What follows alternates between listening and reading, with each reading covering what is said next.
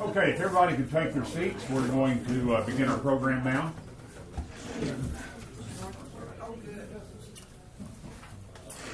Okay, I would like to welcome everybody here to the Total Partners Winter Luncheon. And we've got a few guests before we start. I'm going to introduce one of our featured speakers today is Matt Martis.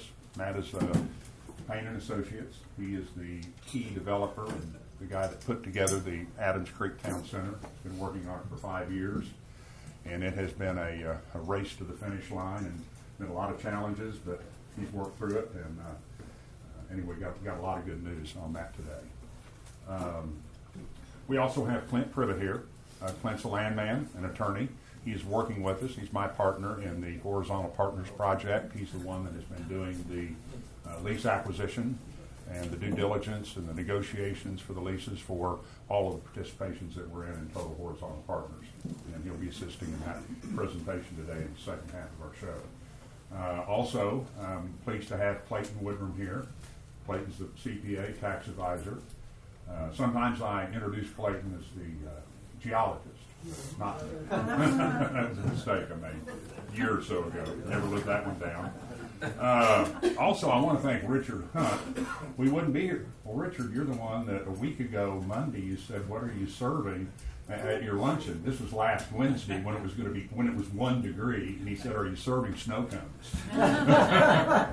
So it made me think maybe we ought to reschedule the meeting, because let me see how many people would have been here last Wednesday for the meeting. Hands? No. Maybe. Okay. Okay. 1. All right. Anyway, thanks, Richard. Okay. Don't forget my partner. Oh, excuse me. Shauna, excuse me. Unexpected. I would have had her on the list, but I didn't know she was coming. Shauna Robinson, who is the actual person that does our tax returns. And appreciate her being here today. So, got lots of good tax counsel here. Last but not least, always gets the big round of applause, is our accounting manager, Teresa Molina. She, of course, is the one that sends everybody their money. So. All right. We're going to have 2 offerings we're going to discuss today, and we're going to touch on a few other things. We handed out a kind of program guide, the one-sheeter that you have here, and we can talk about that in a moment. Also want to point out that we gave everybody one of our new pens. Most of you that have been here before know about our pens, but as you know, there's a light in them, and you turn it for a blue ink pen, and the little rubber point on the end is for stylus for your phone, or so it makes it real easy to use. Okay, we're going to bring Matt up. First, I'm going to go ahead and play this video. This has been revamped. We tried to play this one, and we sent it out before with our reports, but in the last meeting, and I think, was it a year ago that we tried to play the video, we couldn't get the sound to work, and we kept going back and forth, but thanks to John and our pre-test here, we think the video is going to work. And this is a nice overview of the location and the development. So let's take a look at this.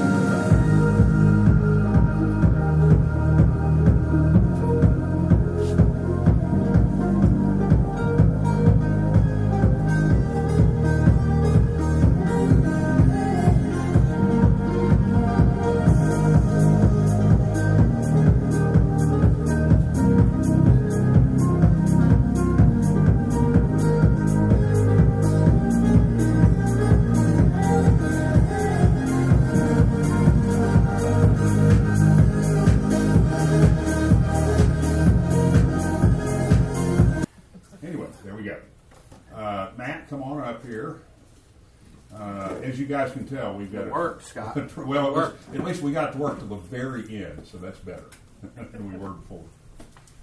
Let's get our presentation up here. Matt, see how this works out. Perfect. Matt Martis, guys. Thank you, Scott. Thanks, everybody, for allowing me back. It's been a lot of friendly faces, and excited to give you all an update on Adams Creek Town Center. A lot has changed from our original presentation as it relates to the tenant lineup and some of the interesting things that have happened as we go along. But Scott and I were talking, and I thought, maybe I should go back to the genesis of how this project actually started. And we can get into the deal points later, but I wanted to give you all a little bit of insight on how we do site selection and why we picked this particular location to start working on 5 years ago.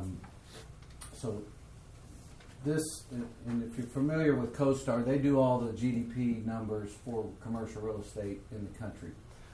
So I was asked to speak at our Tulsa Trends this year, which is a big commercial real estate update with 300 plus people at Southern Hills, and it's a kind of a formal thing. And CoStar was a co-presenter with us. I did the retail.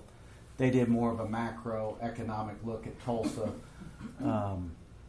And so I asked him if I could borrow some of their slides to share from that presentation, which is really pretty telling about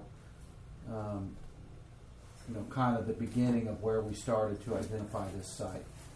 And so this is an interesting stat. So post-COVID, essentially, you've really seen growth in Tulsa relative to the United States, and we've had net in-migration of population. This is the first year, 2024 was the first year in 20 years we've seen net in-migration from Texas and California. And so, post-COVID, a lot of the coast, even companies, they started to move interior to Texas, Northwest Arkansas, Oklahoma. And you see the blue line is Tulsa population growth relative to the U.S. And this carries through really for the entire country. So we've seen exponential population growth, which is why you start to see different pockets grow. Tulsa's pretty much built out in terms of the city limits of Tulsa for land. So unless you're going to go vertical, which you've seen some downtown, to get true single family growth, you've got to go out to the suburbs. So this is urban versus suburban growth percent change since 2020. And what you'll see is Owasso, Bixby, Jenks, Broken Arrow have all experienced much faster growth post-COVID, and Tulsa has actually seen negative growth, right? So retailers follow the growth. They follow the residential growth. And so when you see these population shifts, the darker red, right, is where the growth has been based on the graph from 2012 to 2022.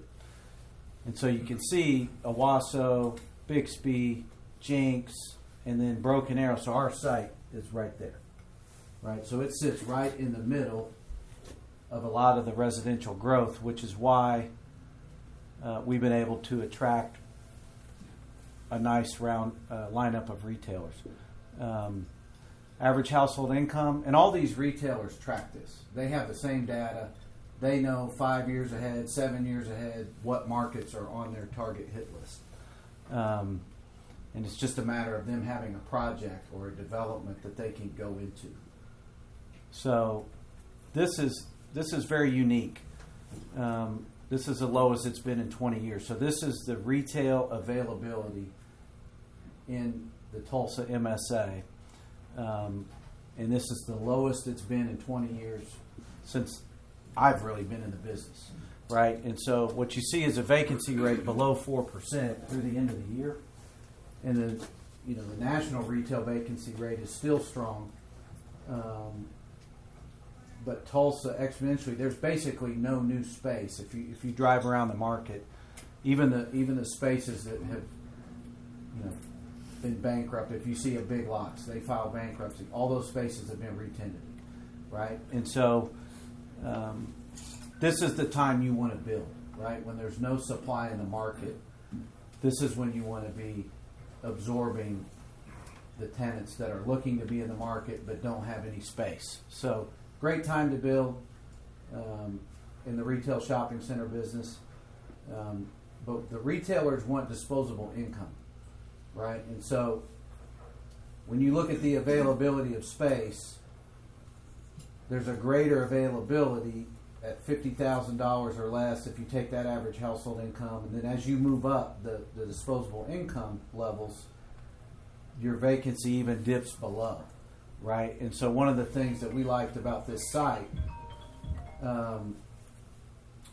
is the buying power. So the darker the green, the more the buying power in Tulsa. And this is all from CoStar. These aren't my stats. These are theirs. So if you look at the potential buying power, say in the dark green, is $126 million. Well, our site is here, right? This is already Tulsa. This is built out. This is where we sit now.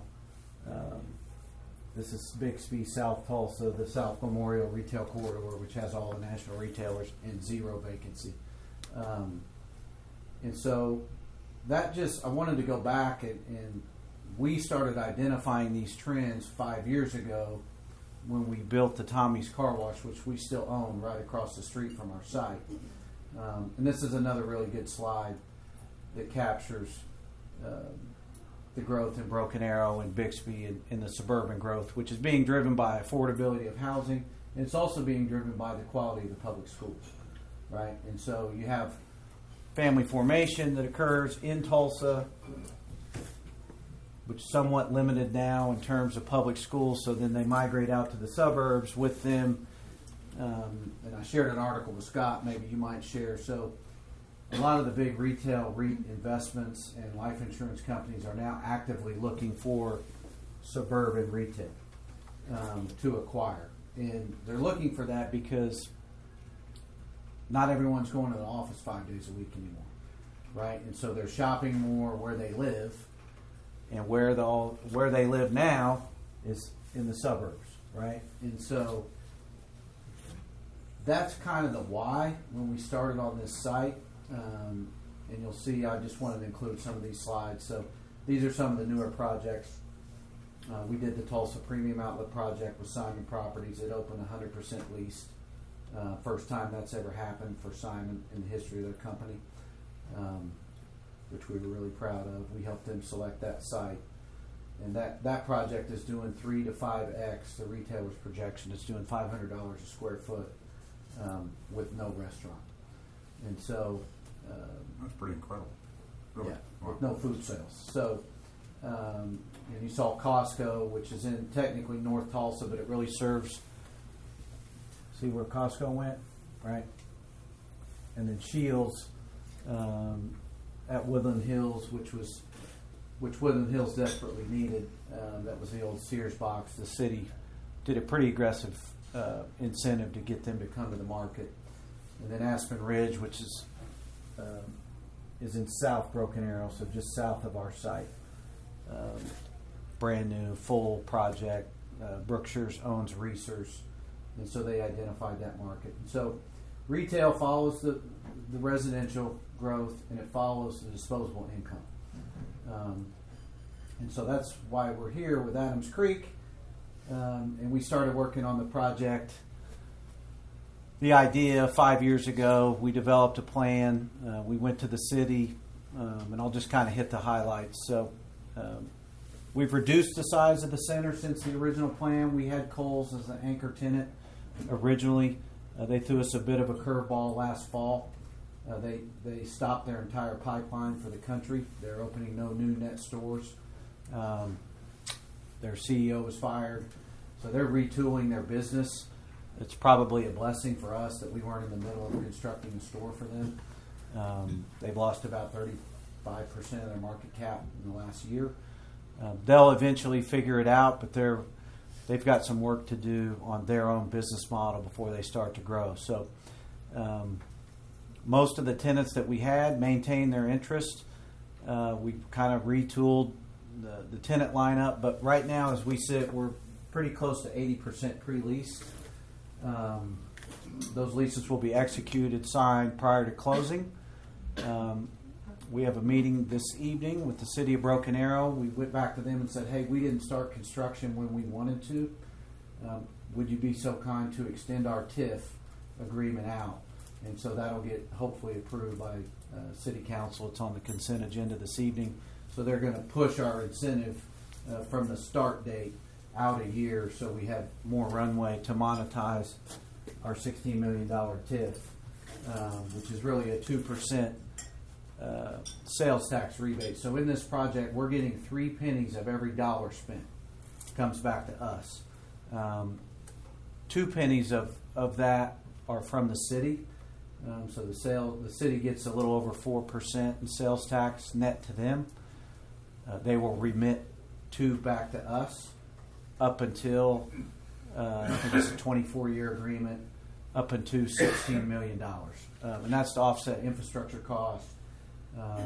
It's very expensive to construct in today's market. And so that shows the city's commitment. They've been great to work with from day one on this project. And when we went to them, we met with them in Dallas at a conference in January, big real estate investment conference. And they said, sure, no problem. We'll have it done in a month, less than a month. So one thing I wanted to mention is we make our presentation, both Matt and when we get into it later, questions are welcome from anybody that's here. If you have any questions, and we can discuss as we go along because that helps make the presentation. So any questions as we go, feel free to ask. yeah, absolutely.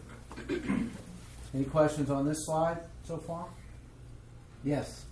I'm new to this particular project. Can you disclose who some of your tenants are? Absolutely. We'll run through all of them here shortly. That's probably one of the most important questions. You want me to get to that question first and then come back to the financials? Okay. So the current tenant lineup is Burlington, which recently came out. They're performing very, very well nationally, and a lot of the retail tenants, as you'll see, have taken their footprint and shrunk it. Right, so they've become leaner, more efficient, more profitable. And Burlington was kind of the first to go. It's not like if you think about the old Burlington Coat Factory, that's not what the experience is. Probably the closest one here is probably 15th in Yale, 21st in Yale if they're open. They've got one at Tulsa Hills. They just recently opened before the holidays.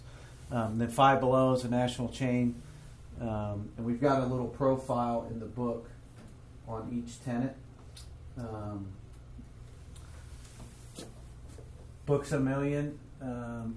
That was one of the first leases we did at Tulsa Hills, and they are privately owned. They are actually expanding now. It was a surprise to me to know that book sales are actually up post-COVID. And then Pet Supplies Plus, which is a national brand, and then they're a pet store that it's kind of like a Petco or a pet operator, but they've got over 900 stores, I believe. That Pet Supplies Plus, some of those are franchisee driven, so I think that individual franchisee has 7 stores. And then this is Bell's, and they're going to open their first home-centric store. It's their largest store in their chain, so Bell's is a privately owned company out of Florida, national retailer. That gives a little bit about, so they've got 450 stores in 38 states. This is their first large format store in Oklahoma. It's 25,000 square feet. And so that's the present lineup now, and we have Katrina Fresh, which is, I guess, let me talk about Goldfish. Do you get credit support? Credit support from the tenants. They're all 10-year leases guaranteed by their balance sheet. And so if it's a franchisee, we vet their balance sheet, but most of these are corporate credit. So if you look up Burlington's stock ticker and their market cap, they are on the lease and all the leases are minimum of 10 years, with escalations all starting in year 6. So Matt, so you say balance sheet, they're not corporate guarantees. Yes. They are corporate guarantees. They're all corporate guarantees. Yep. Now take Katrina Fresh. So all the nationals, Five Below, Encore Shoe Department, Books a Million, they're private. Some are public, some are private, but they're all corporate guaranteed for 10 years with no carve outs. So The credit profile is really pretty strong among the tenant base you have. very strong, intentionally so. Right. And that's part of the reason why you shifted away from Kohl's.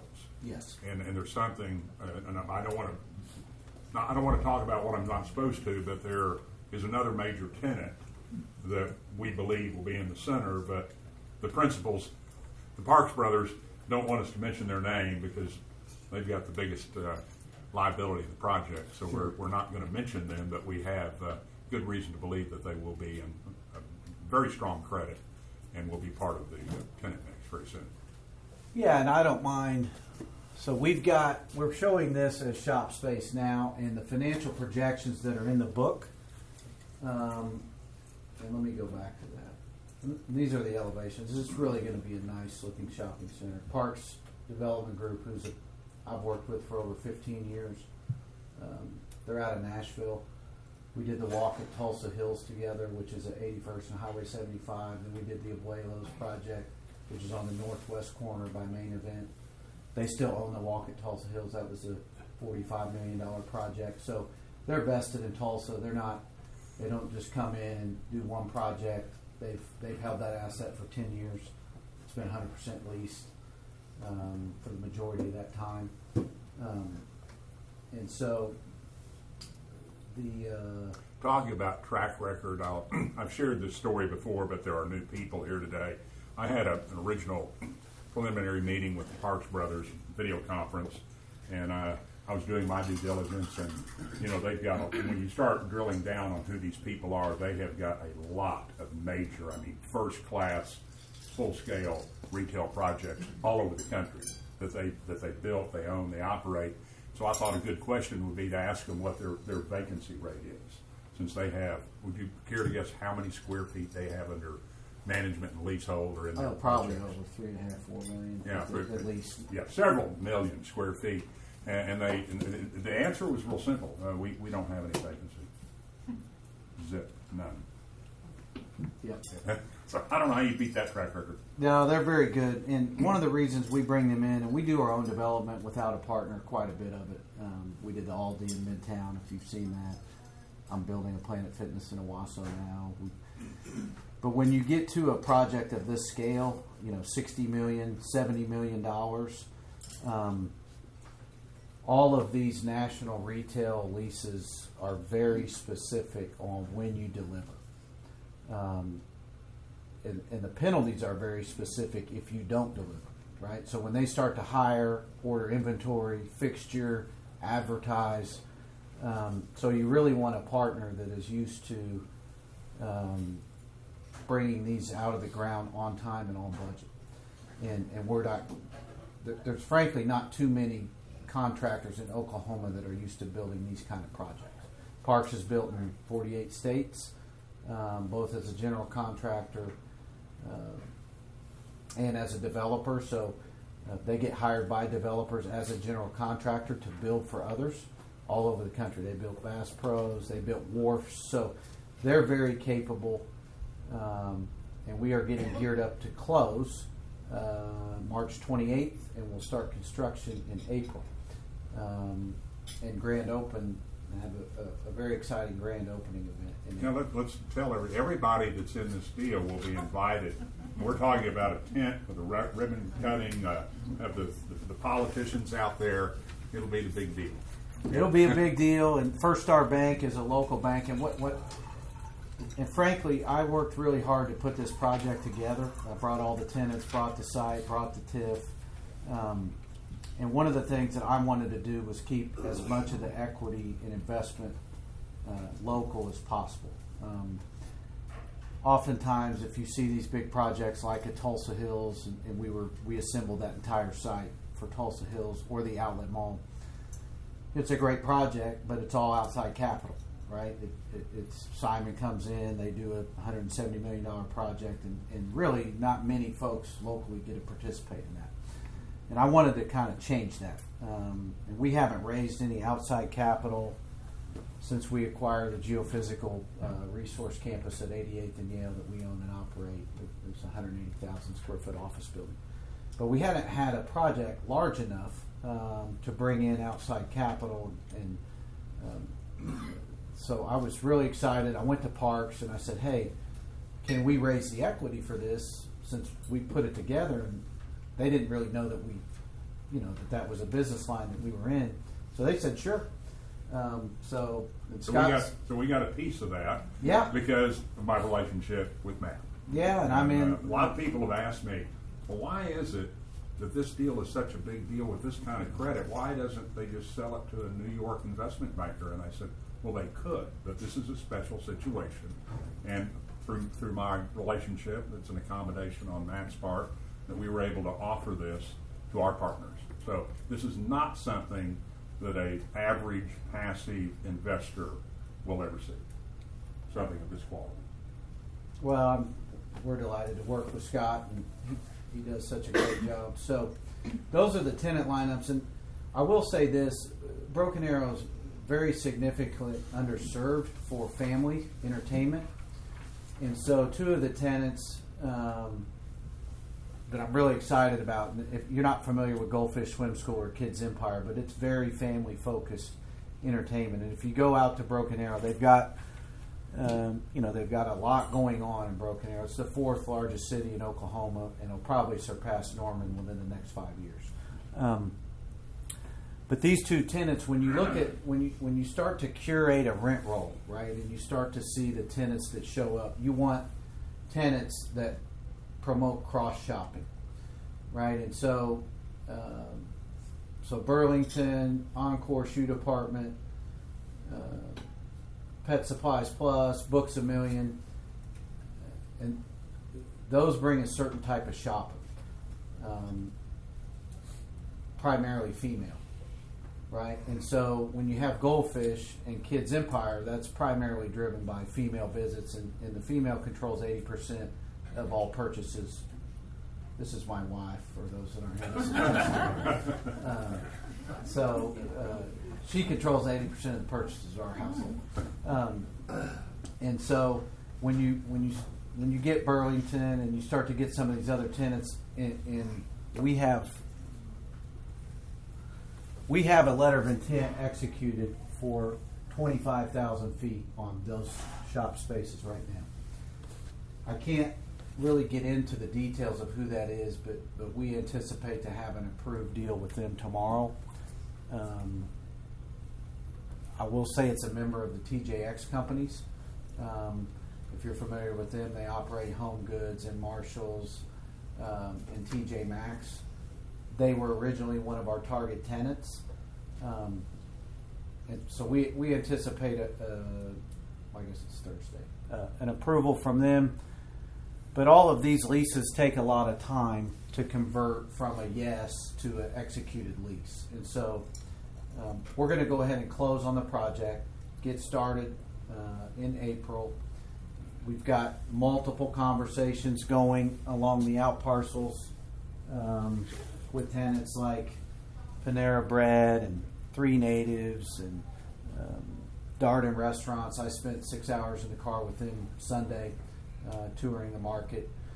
They like the site for one of their various concepts. So once we start to develop the larger 160,000 square foot center behind, You might explain to them you do not want to build or market your out parcels until you have the anchor or the main center in place. right. Because you're going to get a lot more bang for your buck. Your negotiating position is significantly different. And so when that Lowe's does over $70 million, I think it's the second best Lowe's in the state. right, that abuts our property. All the tenants know that. And so when we start construction, and I'm in conversations a lot with a lot of different tenants for the out parcels, and we've kind of been non-committal because we'll have a bigger universe of tenants to select from once we are under construction. There'll be tenants that we don't even know are looking in the market that will show up. And so we'd rather wait until we start construction and get kicked off. I don't know if I can zoom in here, and you guys may have heard this, may not, but Trader Joe's is under construction. There you go. This will Okay. zoom on the screen here. Here you go. There you go. Perfect. So Trader Joe's has 2 stores in the state of Oklahoma. Right? They've got Brookside and they've got one in Oklahoma City. Their 3rd store is under construction right here just to the west of our site, next to an Outback that's under construction. And so when you start to get tenants like that who could go anywhere they want, they have great sales, and they select basically 2 football fields away from our big project, it just lends more credibility, not only to our project but to the entire corridor. And so, as the rest of this gets built out, there's a little bit of land here that's pretty deep, kind of challenging to develop. It runs at an angle, but basically, there's one other, 2-acre parcel here. There's no more land, and so we're going to have anchored out parcels. Let me see if I can get back to the You know, if you haven't driven out there and driven that corridor, it's amazing. I mean, the density that's already there in the surrounding area. Matt took me on a tour of the area both when we first started this about a year and a half ago when we first talked about it. Yeah. And I was amazed at the quality of the residential. I mean, I had no idea that quality of residential was out there. I mean, masonry and beautiful homes and incredible. Yeah, no, and Broken Arrow is the largest school district in Oklahoma. It has over 5,000 students. Yes, Dave. Matt, you've been advertising some on the small, tiny shop space, Mm-hmm. and I know it's kind of the tail end of the whole project, but I was pretty shocked at the number. The rental rate? $39 a foot triple net. Yep. Are you? And the question is real. Are you getting some players that? We've or signed. Is it too early to really? No, we've executed a lease with Katrina Fresh for $43 a square foot triple net, 10 years. It's signed. Yeah. The Lux Nail Salon is 3,400 square feet. They're at $39 a foot triple net.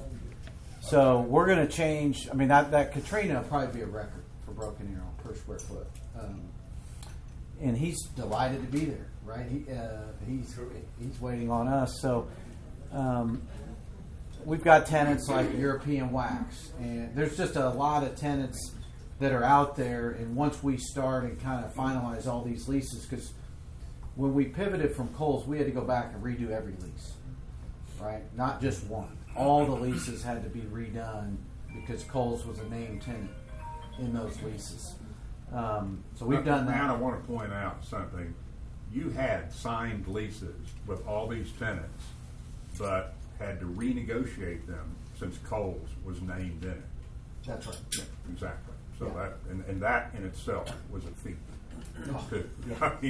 To regenerate in that time frame. Yeah, we replaced a couple. There were a couple that we upgraded credit and rent. So we elected that they had signed their lease, and we elected not to sign their lease because the economics are changed for the better. So, but all the leases will be signed. They're all a condition of closing our bank loan, which has been fully approved. It's been reappraised with the new tenant lineup, which I'll share with you when I get released from. And the appraisal is a higher figure than what we had on a per That's square correct. foot before. Yeah. So, Hey, Matt, we have Books a Million and Home Goods signed by closing. We will have Books a Million signed. We will not have Home Goods signed because even if they say yes, it's going to take me 2 months, 3 months to get through the lease, get through the ECR amendment, get through all of that. that's the one we weren't supposed to talk about, that is actually on target, they believe that they will have. But it's a credit to what we have there now, that the bank, the financial institution, is willing to close on the strength of the credit of what we do have signed and in hand. And the deal, let's talk about the numbers. So the way we set this up is 85% of the net cash flow goes to the Class A partner first, before any developer, any Class B takes $1, right? So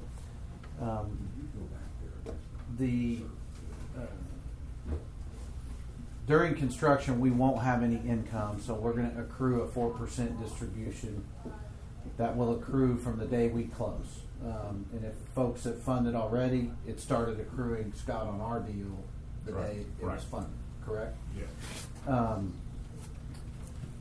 And so, at a minimum, as the tenants all start paying rent, right, the cash flow will start coming in. The Class A LP, which is all us, right, is getting the 85%. The first 85% of any dollar goes to the Class A member. At a minimum, 8% preferred return, right? So, Which is cumulative. Which That's if correct. it's not met, it has to be made up at time of sale or future operations or Absolutely. refinance. Yeah. absolutely. And the average cash on cash per our model, which I think we can do a lot better than these projections, frankly, but we'd rather be ultra conservative, is north of 10%. So, once it's stabilized, should get an average cash on cash return annually of 10%, plus all your depreciation that you're going to get for building this project from a tax standpoint. There'll be significant deductions related, but and then the plan right now is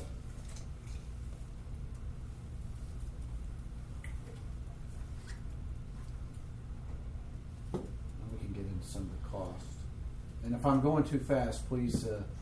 FYI, Please ask everything questions. you're saying here, Matt was up burning the midnight oil over the weekend in multiple conference calls with the Parks brothers to get this finalized. And I mean, every day went by. We meant to get this out before the meeting, but this will be an exhibit in our report that will go out in the next day or two after this meeting. So everything we're talking about here, you will have hard copy of. Absolutely. Okay. And so the plan right now shows a 2030 sale. So we start in close, get started in April. We'll deliver sometime in May, June to the tenants. They'll stabilize, start paying rent. We'll begin cash flow distributions. And the plan right now is a target equity multiple of 2.16. And I don't know why that's not coming through very good. I apologize. It's good on my end. That's just it's just the Fuzzy. the medium. There you go. Is that better? That's kind of total project cost. So, any questions about the way the deal is set up from an investment standpoint? We'll get a copy of this, you're saying? Absolutely. How many square feet is the total project? 165,000 as we sit today. And depending on the out parcel, so we've got multiple concepts. That does not include the out parcels. That's correct. So we've got multiple concepts. So I've got 3 tenants right now that want to be on an out parcel. right now we're showing building another 6,500 square foot shopping center like you see with the drive-through. And so we feel like there's opportunity to maximize the coverage on the out parcels, which is why we don't want to go too soon. Does that make sense, Scott? Am I explaining that Absolutely. right? Yeah. Yes. Where would you put the anchor tenant, and what's the projected square footage of the anchor? Well, so we consider Burlington, they're 20,000. So this is kind of a junior box center, right? But this would just get expanded to 25,000 square feet. But part of what you need to understand, this is a regional power center. We are surrounded by multiple anchors. We've got Target, we got Lowe's next door adjacent to us.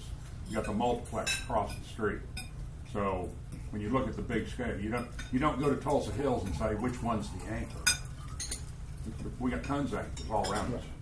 Right, and with Trader Joe's coming online, I mean there's already 6.2 million people coming to this area per year, or 6.2 million visits. That number is just going to go way up, right? And we want to be there to capture the opportunity when all the rest of the national tenants who don't have a location in Broken Arrow wake up to what this actually is, which will be very soon. So, yes, Dave. Is our position any different with regard to the out parcel? No. Our position as members. One entity, one investment. So as those come on, that just enhances the picture. Absolutely. So if we do a Chewy's here, who I toured with, that's one that we really are going after. The entity, the big entity, will be the one doing the deal with Darden, who acquired Chewy's, by the way, and Roost Chris and Olive Garden. Tell them who all Darden has. Yeah, so Darden is Olive Garden, Longhorn, Ruth Chris. Roost Chris, Seasons 52, Capitol Grill. They're a big player, and the comment with their real estate rep who hadn't been here in a long time was, "I had no clue Broken Arrow was this active." And so the story's out. Broken Arrow is a great place to do business. It's growing. Retail follows the residential and disposable income growth, and we're ready to close after 5 years in the making, and would love y'all's participation. We have The timing's right for you. For the people that have not, we already have a core group of investors that are in our deal. Participation is still available, and the funding date will be, I believe we agreed, no later than the 21st of March. Yep. Because we're closing on the land on the 28th of March, and at some point thereafter in April, we're going to have a big party. Probably, weather permitting, we're going to get it scheduled, and it'll be. They'll be starting dirt work in April, correct? Oh, absolutely. So we'll be out there. The dozers will be out there and off to the races. What will keep you from closing on the 28th of March? Nothing that I'm aware of right now. The last piece of the puzzle was well, there's always different pieces to the puzzle, but we've got First Star, who's our primary lender, and then we've got C-Pace, which is Nuveen out of New York. They've all confirmed that date works for them. Yes, sir. What's the bank note? Total? 24 million with First Star. Let me go back to the sources and uses. The actual cost, Richard, went down. So 24.1 million is the senior debt loan, and then C-Pace is 20,700,000. But the Senior debt is the bank. senior debt is First Star Bank. That's What are correct. the terms of it?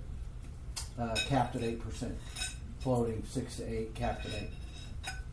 So it will lock the day we close, and then it'll float. But it's One over even? plus 2 prime? That's a big question. It's been such a long time since I negotiated the term sheet. I think it's prime minus.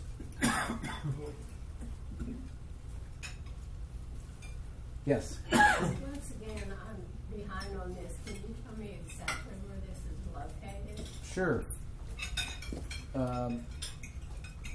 It's on Hillside Drive at the northwest corner of County Line Road. Let me go back to the aerial.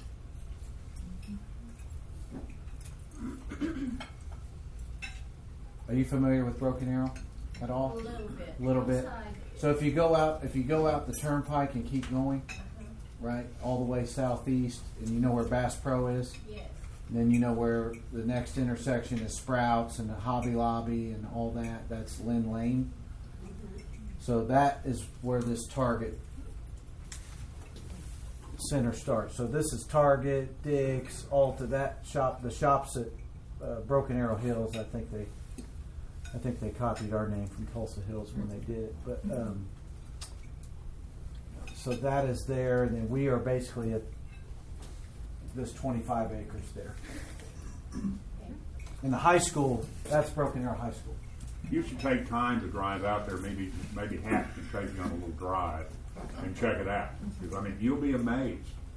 Yeah. Yeah, well, I don't think I've been past Bass Pro Shop out there. Whole new world. Okay. Any other questions? Thank you. All right. Scott. Thank you, Matt. Appreciate it. All right. Good presentation.